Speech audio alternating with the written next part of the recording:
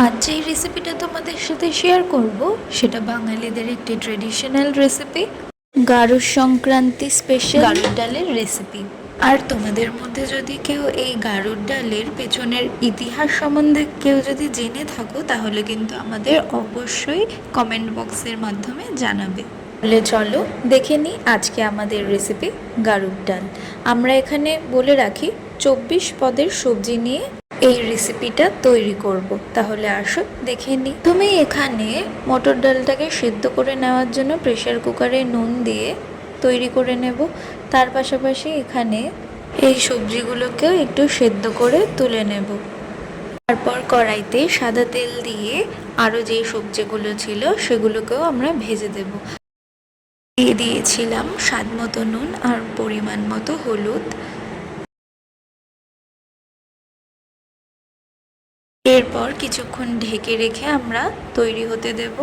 এখানে ডালটাও দেখছো তার পাশাপাশি প্রেসার কুকারে দেওয়া হয়েছিল, খুব সুন্দরভাবে তৈরি হয়ে গেছে। তারপর চালতাটাকেও প্রেসার কুকারে বসিয়ে তার পাশাপাশি এখানে একটি বড় হাঁড়ি নিয়ে নিয়েছিলাম, যেখানে সাদা তেলটা গরম হয়ে আসলে আমরা ফোড়নের জন্য দিয়ে দিয়েছি শুকনো লঙ্কা, 5 ফোড়ন, তেজপাতা আর নারকেল দিয়ে বেশ একটু ভাজা ভাজা রকম হয়ে আসলেই আমরা দিয়ে দেব ডাল, আর একে একে দিয়ে দেব সমস্ত সবজিগুলোকেও।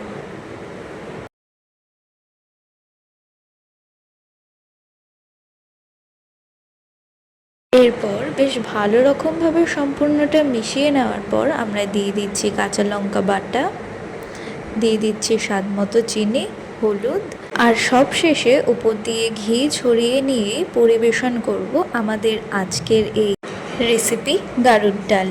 তাহলে প্রথমেই বলেছিলাম, তোমাদের মধ্যে যদি কেউ জেনে থাকো এই ডালের পেছনের রহস্য, তাহলে আমাদের অবশ্যই কমেন্টের মাধ্যমে জানাবেন আর জানিয়ে দেবেন যে আমাদের এই রেসিপিও আপনাদের কীরকম লাগলো।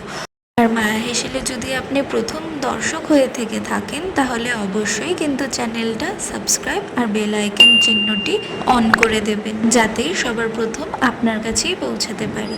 আর এখানে আলাদা আলাদা কন্টেনারে আমরা আমাদের ফ্যামিলি মেম্বার্সদের জন্যই রেখেছিলাম। তো আজ এই পর্যন্তই, দেখা হবে পরবর্তী ভিডিওতে নতুন রেসিপির সাথে। ততক্ষণ ভালো থাকুন, সুস্থ থাকুন।